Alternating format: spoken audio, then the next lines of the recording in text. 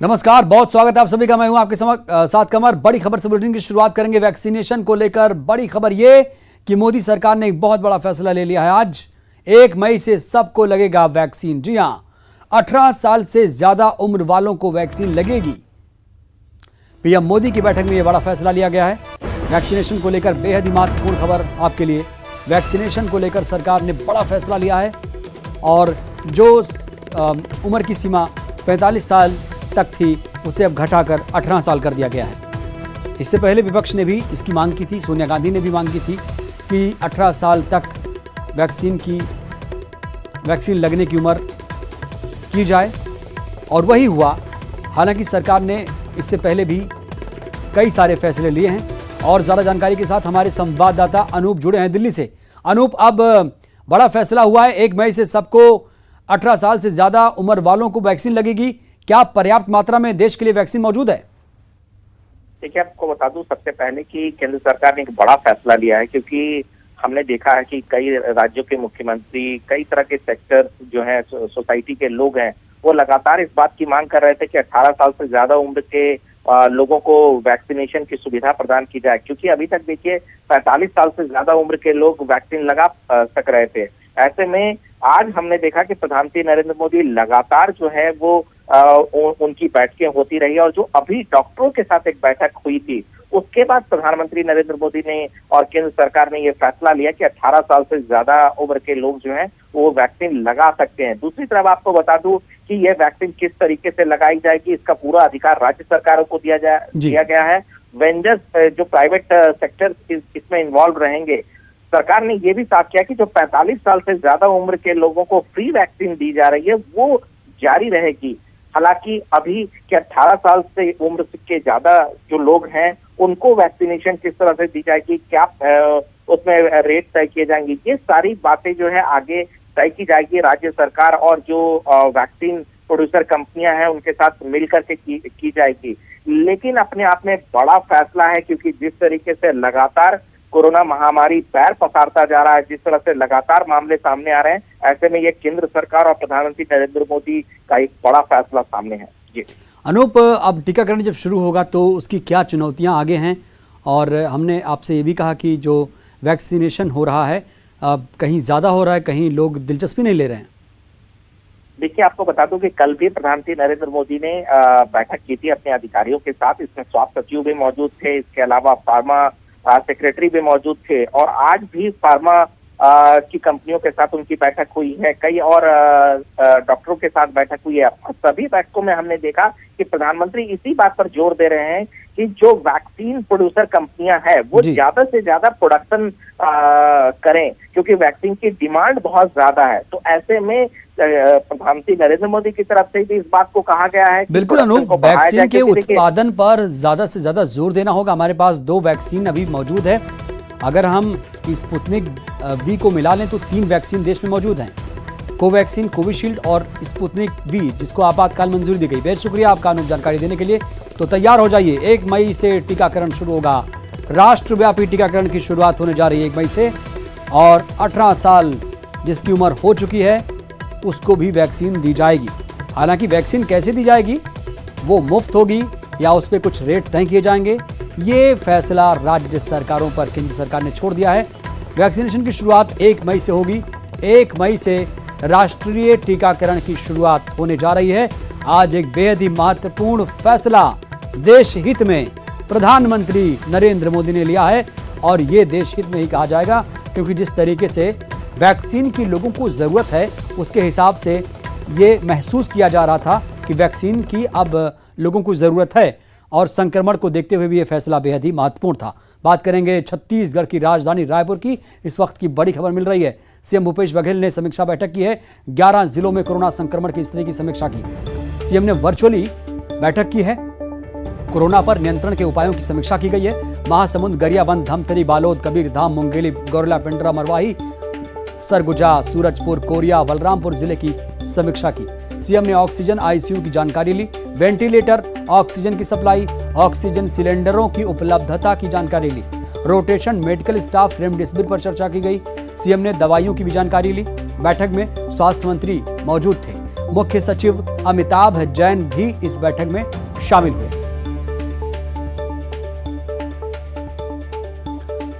और ज्यादा जानकारी के साथ हमारे संवाददाता अवधेश जुड़े हैं। अवधेश, आज सीएम ने भी समीक्षा बैठक की है। इस समीक्षा बैठक में क्या कुछ निर्णय लिए गए हैं और किन मुद्दों पर ज्यादा जोर दिया गया है?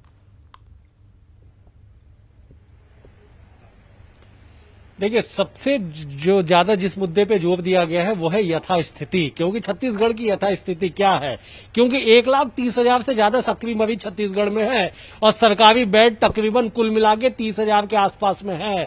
तो ऐसे में कैसे जो रोज नए मरीज आते जा रहे, रोज 10,000 के पार नए मरीज आ रहे बीते 15 दिनों से, तो इन्हें कैसे हॉस्पिटलाइज किया जाए, होम आइसोलेशन में रखने के बाद क्या व्यवस्थाएं की जाए, उन व्यवस्थाओं को कागजी से उतार के धरातल पे कैसे लागू किया जाए, क्योंकि सरकार तो अपनी तरफ से कई सारे नियम कानून बनाती है, लेकिन प्रशासन में बैठे अधिकारी उसे धरातल तक ले जाने के लिए जहमत तक नहीं उठाते। ऐसे दर्जनों उदाहरण फिलहाल छत्तीसगढ़ में मौजूद है। इन तमाम चीजों की समीक्षा की गई। कोरोना के संक्रमण के दर की कोई समीक्षा की गई कि दुर्ग में जिस तरह से 22% संक्रमण के दर में कमी आई है, बीते 2 दिनों के अंदर देखा गया कि रायपुर, राजनांदगांव, दुर्ग और बेमेतरा इन जिलों में भी मरीजों की संख्या में कमी आई एक दिन की तुलना में।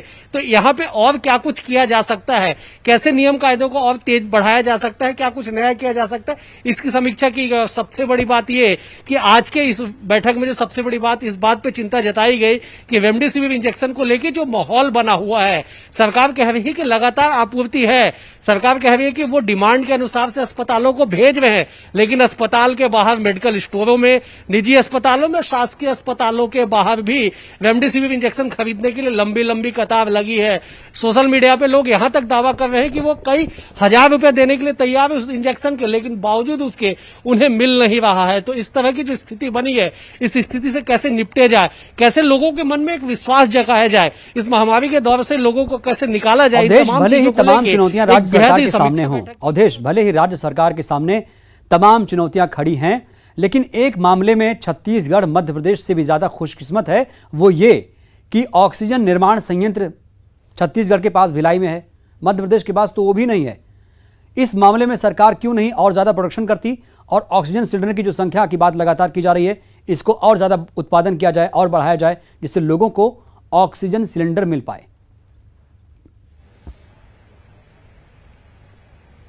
बिल्कुल बिल्कुल, आपने अहम सवाल उठाया कि आखिरकार देखिए, ऑक्सीजन का उत्पादन छत्तीसगढ़ में और डिमांड जो है वो सप्लाई से कम है। मतलब ये कि हमारे पास उत्पादन से ज्यादा है, हमारे पास जो डिमांड है उससे ज्यादा ऑक्सीजन है, लेकिन डिस्ट्रीब्यूशन चेन जो है वो ध्वस्त हो चुका है। मसला नहीं है कि वो ऑक्सीजन प्लांट में बनने के बाद अस्पताल तक कैसे पहुंचे, अस्पताल में पहुंचने के बाद वार्डों तक कैसे पहुंचे, वहां मरीजों को कैसे लगे, इसके लिए अभी भी कमी दिखाई पड़ रही है। और यही वजह है कि चाहे निजी अस्पताल हो, शासकीय अस्पताल हो, बार बार ये बातें निकल के आती है कि ऑक्सीजन का प्रेशर है वो कम है, ऑक्सीजन की जो सप्लाई है वो उसमें दिक्कतें हो रही है, इसलिए ज्यादा एफर्ट सरकार को करना पड़ रहा है। तो ऑक्सीजन डिस्ट्रीब्यूशन और सप्लाई की जो चेन है, इसे दुरुस्त करने की आवश्यकता है और उसके बाद उत्पादन बढ़ाने की भी आवश्यकता है, क्योंकि जिस तेजी से मरीजों की स्थिति बिगड़ते जा रही है, जो आंकड़े निकल के आ रहे हैं, ये आंकड़े चिंताजनक है कि आने वाले 2-3 दिनों के अंदर अगर स्थितियों को नहीं नियंत्रित किया गया तो उसके बाद जो भयावह स्थिति होगा उससे कैसे निपटा जाएगा, इस बात को लेकर भी सरकार इसको भी इस बात का इल्म है कि कैसे अगर और स्थितियां बिगड़ती है तो क्या कुछ किया जाएगा। इन तमाम चीजों को लेकर आज के बैठक में न केवल चर्चा की गई बल्कि रणनीति भी तैयार की गई। उम्मीद करते हैं अवधेश की जो रणनीति बनाई गई है, जो स्ट्रेटजी तैयार की गई है सरकार की तरफ से, वो इंप्लीमेंट होगी और लोगों को सरकार के हिसाब से भी सहूलियत मिलेगी धरातल पर। शुक्रिया आपका जानकारी देने के लिए। तो कोरोना वैक्सीनेशन के मामले में छत्तीसगढ़ का स्थान पूरे देश में 7वां है। राज्य में कुल जनसंख्या के 15.17% यानी 44,49,000 से अधिक लोगों को वैक्सीन का पहला डोज दिया जा चुका है।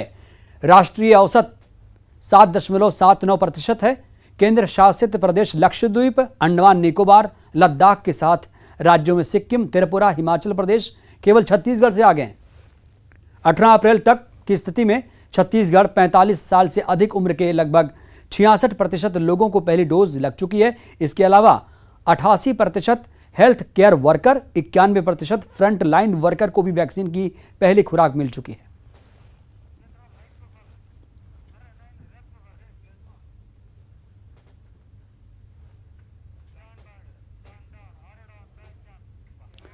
कांकेर से इस वक्त की बड़ी खबर मिल रही है। आज से 7 दिनों का लॉकडाउन हो चुका है। 26 अप्रैल तक कांकेर भी लॉक होने जा रहा है।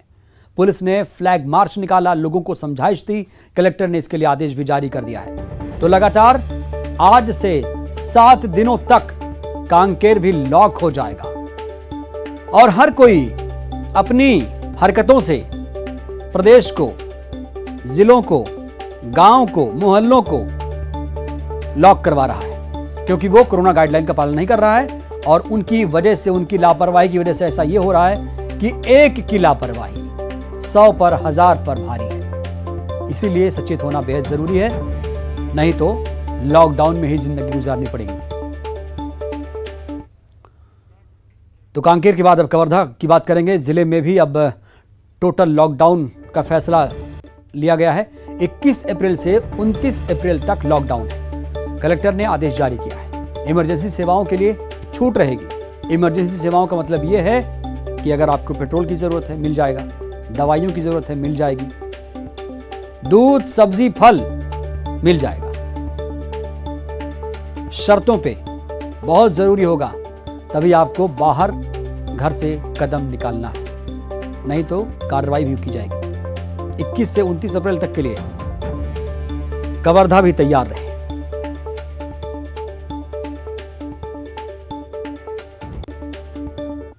और बात जांजगीर चांपा की, जहां पर जिले में अब लॉकडाउन की जो तारीख है वो बढ़ा दी गई है। 28 अप्रैल तक लॉकडाउन कर दिया गया। कलेक्टर ने आदेश जारी किया है। बढ़ते संक्रमण की वजह से ये फैसला जिला प्रशासन को लेना पड़ा। तो कुल मिलाकर चाहे कांकेर हो, चाहे कवर्धा हो, या फिर जांजगीर चांपा हो, रायपुर हो, मुंगेली हो, दुर्ग हो, बिलासपुर हो, हर जगह अमूमन यही हालात हैं। और आज 11 जिलों के हालात की भी समीक्षा की गई है। मुख्यमंत्री ने हालात की समीक्षा की है। तो लॉकडाउन की तारीखें हर जिलों में अमूमन बढ़ रही हैं। तो पूरे छत्तीसगढ़ के शासकीय उचित मूल्य के दुकानों पर आज से राशन मिलना शुरू हो चुका है। रायपुर जिले के 113 पीडीएस दुकानों में राशन वितरण का काम जारी है। जिन दुकानों में अधिक भीड़ है वहां पुलिस की टीम तैनात रहेगी। पीडीएस दुकानों पर राशन का वितरण शुरू हो चुका है।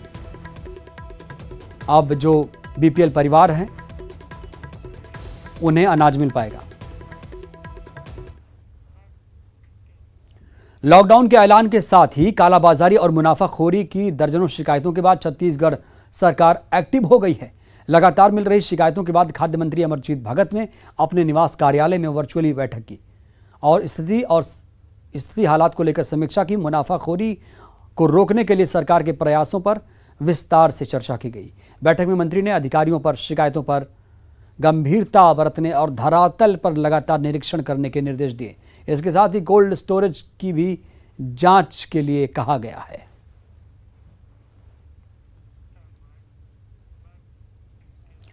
छत्तीसगढ़ में बढ़ते कोरोना संक्रमण और लॉकडाउन का असर पूरे प्रदेश में देखने को मिल रहा है और संचालित होने वाले विमान सेवा भी इससे प्रभावित हो रहे हैं। आधे से ज़्यादा यात्री कम हो गए हैं।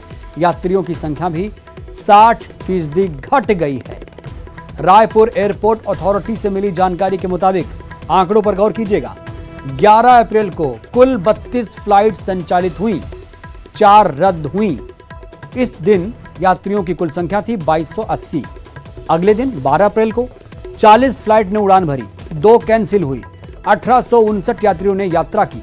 अगले दिन 13 अप्रैल को 32 फ्लाइट का संचालन हुआ, 5 फ्लाइट कैंसिल हुई।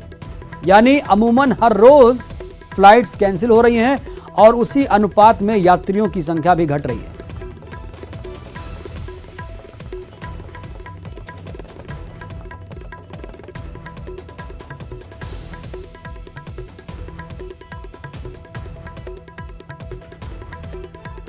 और 15 अप्रैल की बात करूं तो 36 फ्लाइट्स, 6 रद्द, 1737 यात्रियों ने उड़ान भरी।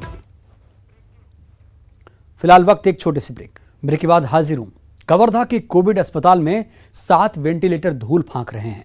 इसका किसी तरह से कोई उपयोग नहीं हो रहा है, क्योंकि वेंटिलेटर चलाने वाले विशेषज्ञ डॉक्टर और स्टाफ की कमी है, जिसके कारण महामारी के समय कोरोना से लड़ाई लड़ने में दिक्कतें आ रही हैं, जिससे लोगों में नाराजगी है।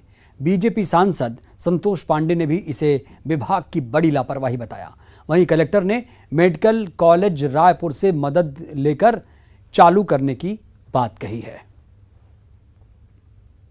7 वेंटिलेटर विगत 1 साल से पड़ा है, धूल खा रहा है, उपयोग नहीं किया जा रहा है, जबकि वर्तमान समय में कोरोना महामारी को देखते हुए इसको उसी समय चालू करवा लिया जाना चाहिए था। बेसिक रूप से इसमें बात हुई थी, परंतु उसको वेंटिलेटर को रन करने के लिए इनके पास जो डॉक्टर्स या स्टाफ की ज़रूरत पड़ता है वो नहीं है। अभी हम लोगों ने मेडिकल कॉलेज रायपुर से रिक्वेस्ट किए हैं कि यहाँ के जो हैं उनको ट्रेन करने के लिए एक बार ट्रेन कर दें वो, जिससे कि हमारे यहाँ पे वेंटिलेटर चलने लगे। साथ ही साथ आज मैंने CMHO को कहा है एक ओपन ऐड जारी कीजिए, कोई भी डॉक्टर या नर्सेज जो इस मामले में ट्रेन है और यदि आना चाहते हैं तो उनको हम संविदा पे रखेंगे। कवर्धा में बढ़ते कोरोना के मामलों ने सबकी चिंता बढ़ा दी है। ऐसे में लोग हताश ना हो, निराश ना हो, इसलिए लोगों को मोटिवेट करने की कोशिश की जा रही है। ऐसा ही प्रयास किया है राजनांदगांव लोकसभा क्षेत्र के बीजेपी सांसद संतोष पांडे ने। उन्होंने छत्तीसगढ़ी में लिखे गीत गाकर लोगों का उत्साहवर्धन करने की कोशिश की। 2 मिनट 20 सेकंड के इस गीत में कोरोना वॉरियर्स का हौसला बढ़ाया है और लोगों से सहयोग की बात कही और घर पर ही रहने की अपील की गई। चली सब जुर मिलके महामारी भगा बोजी, चलो चली सब जुर मिलके बीमारी भगा बुना। चीनी बीमारी कोरोना ला, चीनी बीमारी कोरोना ला, मिलजुल के हरा बोना। अरे चलो चली सब जुर मिलके बीमारी भगा बुना। सर्दी खांसी ला जचवाबो, टीका लगवाए। कोरबा में छत्तीसगढ़ वेलफेयर सोसाइटी का सेवा कार्य जारी है। जरूरतमंदों को लॉकडाउन में भोजन का वितरण किया जा रहा है। पिछले साल भी लॉकडाउन के दौरान छत्तीसगढ़ वेलफेयर सोसाइटी ने गरीब तबके और अप्रवासी मजदूरों को मुफ्त में भोजन मुहैया कराया था। इस साल हालत कुछ सामान्य है। केवल वही लोग सड़कों पर दिन गुजार रहे हैं जो बाहर से रोजी रोटी की तलाश में आए हैं। ऐसे में जरूरतमंदों को सोसाइटी के सदस्य भोजन करवा रहे हैं।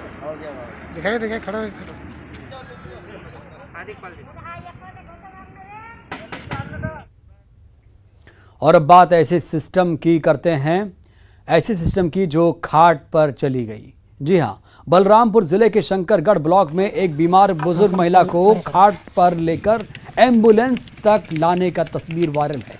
ये तस्वीर आप देखिए। पहले गांव में स्कॉर्पियो समेत छोटे वाहन जाते हैं, फिर भी ग्रामीण खाट पर लेकर महिला को 2 से 3 किलोमीटर तक का सफर तय कर गांव से एम्बुलेंस तक पहुंचे। दरअसल शंकरगढ़ ब्लॉक के मनोहरपुर ग्राम का आश्रित गांव मंदपुर पहाड़ों में बसा है। ग्राम पंचायत से गांव तक जाने के लिए कच्ची सड़क है जो पहाड़ों से होकर गुजरती है। छोटे वाहन तो किसी तरह से यहां पहुंच जाते हैं, लेकिन बड़े वाहन और नए वाहन चालक गांव की सड़क देखकर डर जाते हैं। फिलहाल महिला को शंकरगढ़ सामुदायिक स्वास्थ्य केंद्र में भर्ती किया गया है।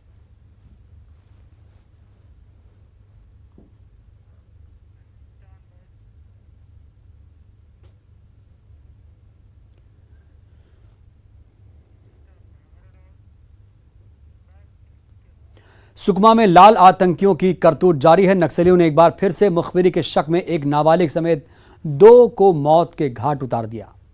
परिजनों के सामने दोनों को नक्सली उठाकर ले गए और हत्या कर दी। मिली जानकारी के मुताबिक सुबह पुलिस को सूचना मिली थी कि जगरगुंडा और चिंतलनार के बीच मिलमपल्ली के पास सड़क के नजदीक 2 शव पड़े हुए हैं। पुलिस ने ग्रामीणों के माध्यम से जानकारी जुटाई तो पता चला कि नक्सलियों ने देर रात मड़कम अर्जुन और ताती हिड़मा की हत्या कर दी। मौके पर पर्चे भी फेंके जिसमें दोनों पर मुखबिरी करने का आरोप लगाया गया। यानी आरोप कोई भी हो, नक्सली जिसे चाहे उसे मार सकते हैं।